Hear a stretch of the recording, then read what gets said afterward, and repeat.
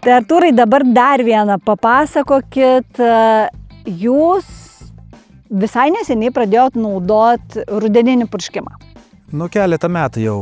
Taip, keletą metų. Anksčiau dar vis taip, gal pataupom, gal iššals, gal neįžymavos. Ir buvot priversti naudot, nes paplito vienametė miglė. Jo, turėjau vieną iš vis tragišką lauką, kur, išpjoju kviečius plėmais, atrodo, kad, tragiškai. Tragiškai, vežiausi ir pažiūrėti ir vadybininkus. Supratau. Čiut ne, arti.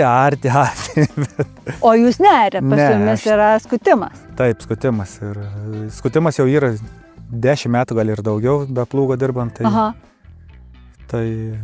Ir dabar jau su rudeniniu purškimu naudojat bokserį, taip, su diflofenikanu, sakėt, naudojat mišinėje. Ir pasiteisino. Šiaip iš karto panaudojus kitą, kaip nieks nebūtų pasakęs, jeigu nebūtų matęs, kad ir Tautvydas to, kaip atrodė tas laukas prieš tai, jis gali sakytų, kad čia normalu, kad čia, bet buvo, dabar atvažiuotum kaip ir čia, va. Va, viskas. Ir per vienus metus iš karto. Jo, šis buvo pasėti kviečiai tie, kur buvo tragiškai, aš tada juos, tas vietas iš tikrųjų aš važiavau, va, ant tokioj stadijoje su glifosatu ir tą miglę išpurškiau, jau biškį ant tų kviečių negailėjau, kad biškilius, bet taip atsingriedams.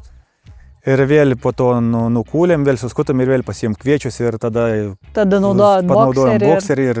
Supratau. Jo. Gal gerai, šiaip labai išlapiuoju tada, atsimenu, purškiau, gal tas labai gerai, nes vėlyvas ruduo buvo, labai vėlyva jau paskutinis jie ten vyko, da toks ant abėje, nežinau, čia suveiks, bet važiuok, sako. Tai čiut nebuksuodams, va taip ten vyko purškimas, bet žiauriai gerai suveikia tada.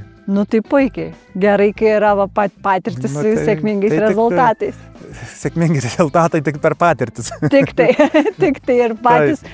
Ką pabandot, tai smagu, kad ir dalinatės.